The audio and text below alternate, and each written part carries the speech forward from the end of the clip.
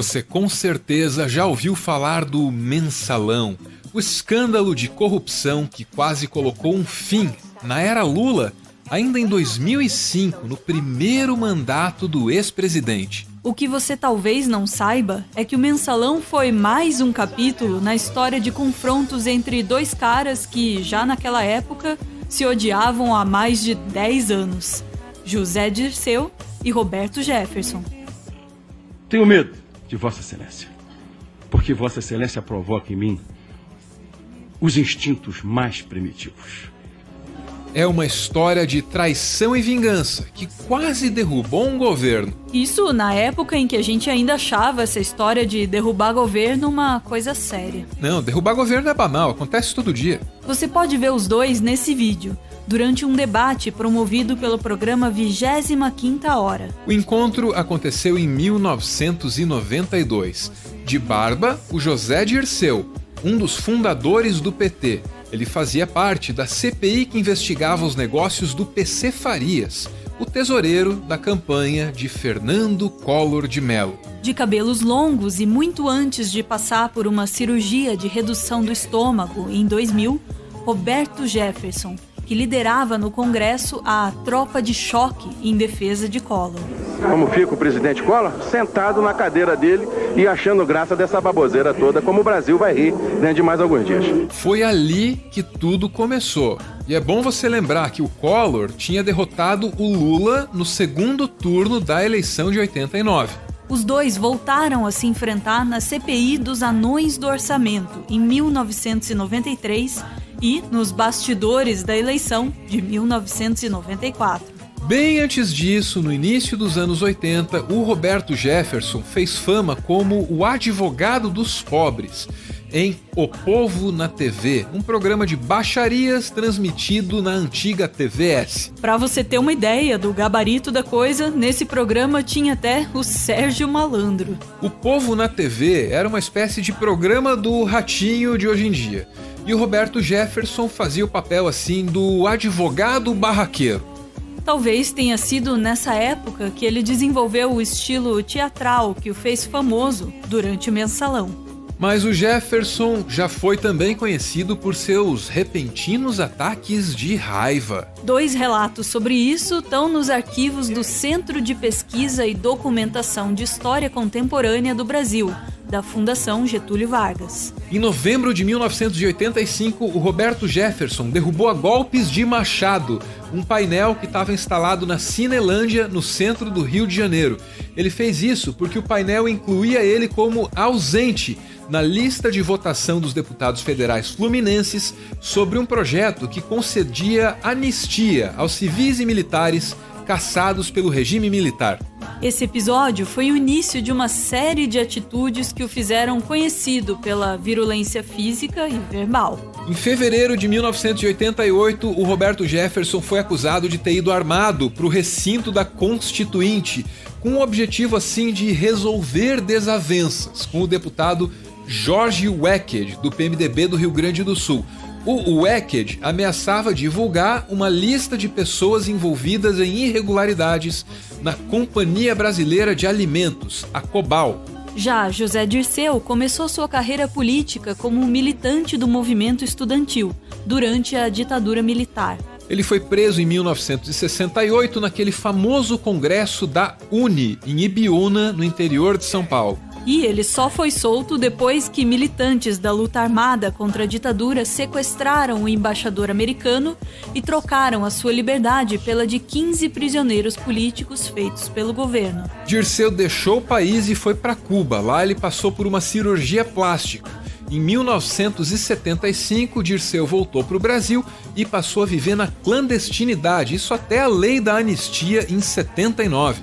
Um dos mentores políticos de Lula, Dirceu sempre foi conhecido por ser uma espécie de soldado da causa.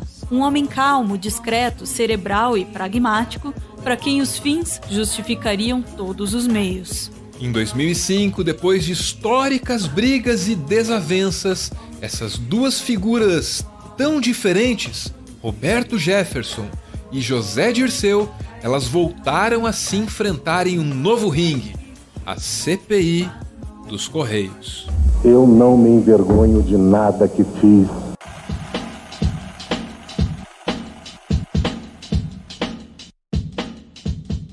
A história do Mensalão começa com esse cara aí, Maurício Marinho. Em 2005, ele chefiava o Departamento de Contratação e Administração de Material dos Correios. Com uma câmera escondida, ele foi flagrado pedindo propina para empresários que queriam participar de uma licitação. O valor que o vídeo mostra ele recebendo nem era tão alto assim, R$3.000. Maurício Marinho era uma indicação de segundo escalão do Roberto Jefferson, presidente do PTB. E é aqui que eu fico com uma dúvida. Por que o Roberto Jefferson, que é do PTB, estava indicando gente para participar do governo Lula, do PT? O que é que tinha a ver? É que antes da eleição de 2002, Lula e o PT tinham tentado chegar à presidência outras 3 vezes, coligados apenas com partidos de esquerda. Em 2002, eles mudaram a estratégia. Eles entenderam que não apenas para se eleger, mas para governar no sistema político brasileiro, precisavam ampliar essas alianças. José Dirceu foi o principal articulador desses pactos com partidos conservadores, que incluíam o PTB de Roberto Jefferson. Depois da eleição, Dirceu assumiu a chefia da Casa Civil de Lula e apostou que poderia sentar na mesma mesa e dividir a administração do Estado com seu rival de mais de uma década. O empresariado, os partidos políticos, as Forças Armadas e os trabalhadores estão unidos. O resultado da gravação sobre a propina nos Correios veio à tona pela primeira vez em uma reportagem da revista Veja. Foi em maio de 2005. Poucos dias depois, a Veja fez uma nova denúncia de corrupção no segundo escalão do governo, mais uma vez envolvendo Roberto Jefferson. Dessa vez ele era acusado de cobrar uma mesada de R$400 mil do Lídio Duarte, que presidia o Instituto de Resseguros do Brasil. As 2 denúncias convenceram Jefferson de que ele estava sendo vítima de uma operação de destruição vinda de dentro do governo e chefiada pelo seu desafeto José Dirceu. E o Roberto Jefferson, que nunca foi de guardar o rancor na geladeira, saiu atirando. Ele tirou o pino da granada numa entrevista que deu ao jornal Folha de São Paulo, publicada no dia 6 de junho de 2005. Nessa entrevista, o presidente do PTB criou a expressão mensalão para se referir a uma suposta mesada fixa de R$30 mil.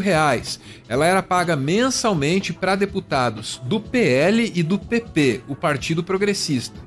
E claro, os deputados que recebiam isso ficavam obrigados a votar de acordo com os interesses do governo Lula. Nessa mesma entrevista, Jefferson inocenta Lula. Ele acusa principalmente o então tesoureiro do PT, Delúbio Soares. O que segue é o texto publicado pela Folha de São Paulo. Jefferson diz: no princípio deste ano, em 2 conversas com o presidente Lula, na presença do ministro Valfrido, do líder Arlindo Quinaglia, do ministro Aldo Rebelo e do ministro José Dirceu, eu disse ao presidente: presidente, o Delúbio vai botar uma dinamite na sua cadeira. Ele continua dando mensalão aos deputados. Que mensalão? Perguntou o presidente. Aí eu expliquei ao presidente. Ao que o repórter da Folha então pergunta: qual foi a reação dele? E Jefferson responde: o presidente Lula chorou, falou, não é possível isso, e chorou.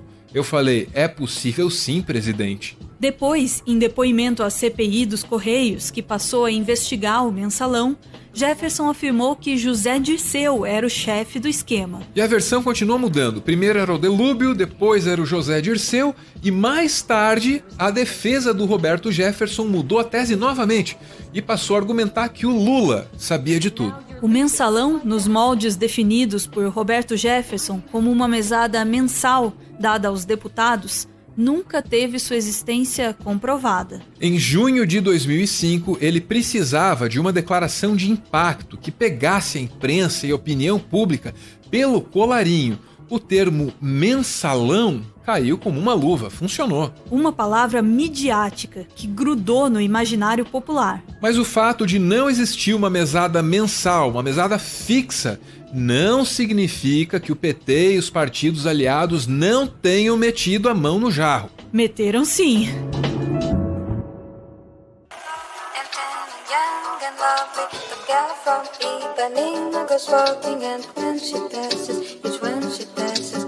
O principal operador do mensalão foi o publicitário Marcos Valério, que a essas alturas já devia ter alguma experiência nessas coisas aí, você vai entender. Em 2003 e 2004, duas agências de Marcos Valério mantinham contratos superfaturados com o governo. Foi esse dinheiro que, de 2003 a 2004, foi distribuído para parlamentares de partidos como o PT, PTB, PMDB, PP e PL, que hoje é o PR. E para disfarçar essas remessas, ou para lavar o dinheiro, o Marcos Valério pegava empréstimos falsos em bancos públicos e privados. A operação toda era bem mais complexa, claro, e o dinheiro também tinha outras fontes, mas simplificando era isso aí mesmo. Essa grana foi usada por políticos e por partidos para financiar campanhas eleitorais, possível provavelmente para outras coisas também.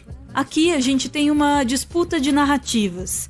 Quem não gosta do PT diz que o mensalão foi uma descarada forma de comprar apoio dentro do Congresso. E quem gosta do PT diz que o mensalão foi só caixa 2, dinheiro não contabilizado de campanha usado para quitar um acordo feito entre os partidos em 2002, quando o PT estava alargando as suas alianças para além daquela esquerda em que ele reinava soberano.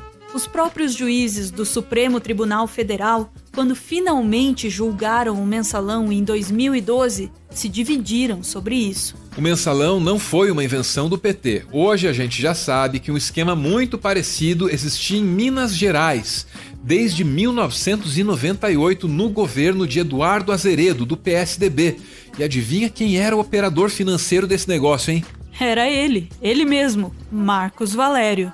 O dinheiro que o mensalão movimentou, cerca de 55 milhões de reais, também está longe de colocar o esquema no patamar com que ele foi tratado na época, de maior escândalo de corrupção do Brasil até então. O artigo A Mentira na Política, do professor Rogério Alessandro de Mello, da Universidade de Brasília, mostra isso. Desde a redemocratização, o Brasil teve pelo menos 9 casos de corrupção que movimentaram mais dinheiro do que o mensalão do PT. Não que isso absolva ninguém, claro. 55 milhões não são exatamente troco de pão.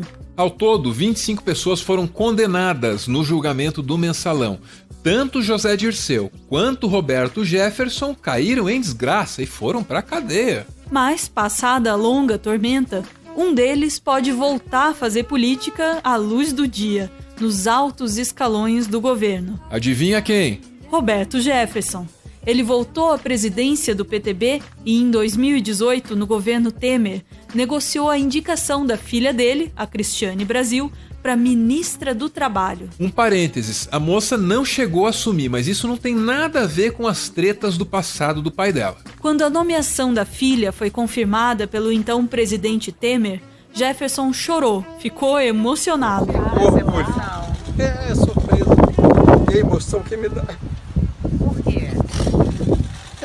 É um resgate, sabe, querida? É um resgate.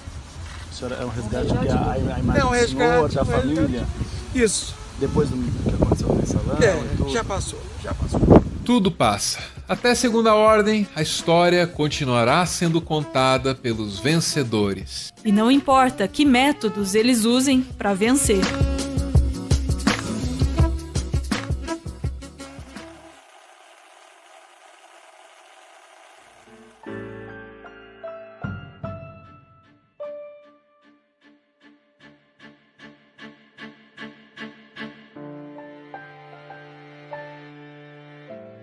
Muito obrigado por ver esse vídeo até o final. O vídeo que você acabou de assistir teve o roteiro feito pelo Sandoval Mateus. Muito obrigado, Sandoval. Já a edição ficou por conta do Danilo Boros. Valeu, Danilo.